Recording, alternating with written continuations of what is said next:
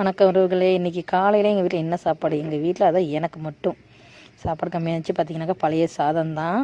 இது நேற்று வச்சு நைட்டு செஞ்சு உருளைக்கிழங்கு வறுவல் சூடு பண்ணி வச்சுருக்கேன். முருங்கீரை சாம்பார் அதையும் நல்லா சுண்டை வச்சுருக்கிறேன்.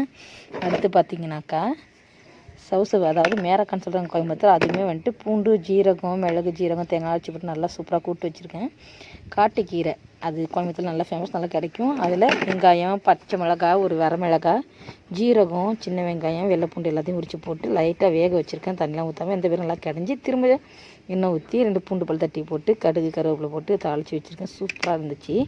காலையில் இந்த மாதிரி நல்ல குளிருக்கு இந்த மாதிரி சாப்பிட்றது வந்து நல்லா ஹெல்த்தியான ஃபுட்டு. குளிருக்குலாம் நார்மலாகவே சாப்பிட்ணும். நான் வந்து இந்த குளிருக்கு சாப்பிட்ருக்கேன். எனக்கு ரொம்ப பிடிக்கும் இந்த மாதிரி சாப்பிட்றதுக்கு. உங்களுக்கு யாருக்கு இந்த மாதிரி வந்துட்டு பழைய சாதம் காலைல பழைய கஞ்சி குடிக்க ரொம்ப பிடிக்கும்னா கமெண்ட் பாக்ஸில் கமெண்ட் பண்ணுங்கள். நம்மளோட வீடியோ பிடிச்சிருந்தா லைக் பண்ணுங்கள், ஷேர் பண்ணுங்கள். நம்மளோட சேனல் ஃபஸ்ட் டைம் பார்க்குறாங்க, சப்ஸ்கிரைப் பண்ணிடுங்க. இதில் ஒன்று தான் மக்களே மிஸ் ஆகிடுச்சு.